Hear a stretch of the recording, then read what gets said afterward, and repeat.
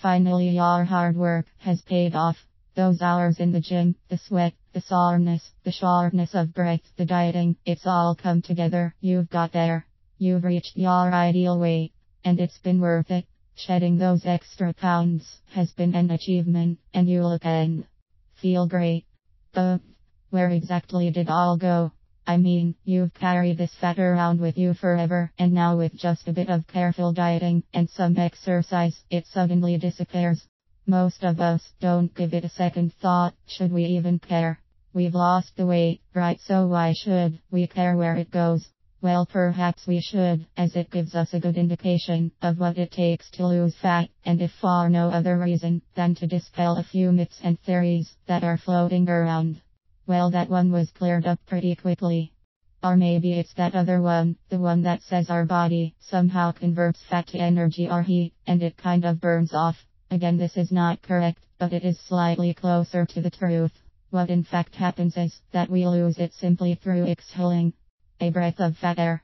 A recent study, published in the British Medical Journal, BMJ.com, reports that although we lose some fat mass through water excreted via sweat and urine, the vast majority of it is breathed out as carbon dioxide.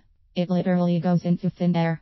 Due to our body's metabolic process, as we exercise, the large amounts of oxygen we inhale mixes with our blood and is exhaled as respiratory gas. This process has the effect of reducing the size of our fat cells, thus helping us lose weight.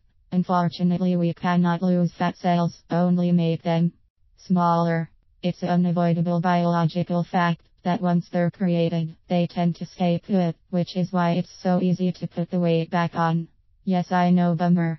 In terms of numbers, the report shows that in order for us to lose 10 kilograms of fat, we need to inhale 29 kilograms of oxygen, which is, by the way, a shed load of exercise, which equates to metabolic process production of 28 kilograms of carbon dioxide and 11 kilograms of water.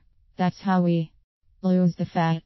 It also goes on to report that the surprising thing is that even amongst health professionals, the facts about where fat goes is not as well known as it should be. If it was, perhaps we could use breathing out to more of an advantage. The more active we are, the generally fitter we become, and a fit person is able to work at a higher intensity for longer periods. Working at a high intensity, in turn, requires a lot of oxygen, which ultimately results in more exhaling, which then leads to the desired body fat reduction. It all works together nicely. Targeted fat loss. But where on the body is the fat lost?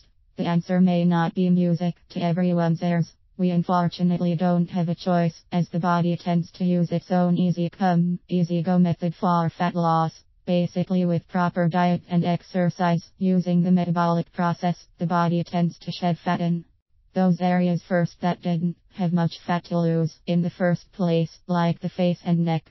The more problematical areas, such as the stomach, where greater numbers of fat cells are found, tend to shrink only later on. Yes, I know, bummer, 2 pounds. So the importance of using consistent, intense periods of exercise for fat loss is clear, dependent of course on if you are eating correctly too. There is no substitute for that.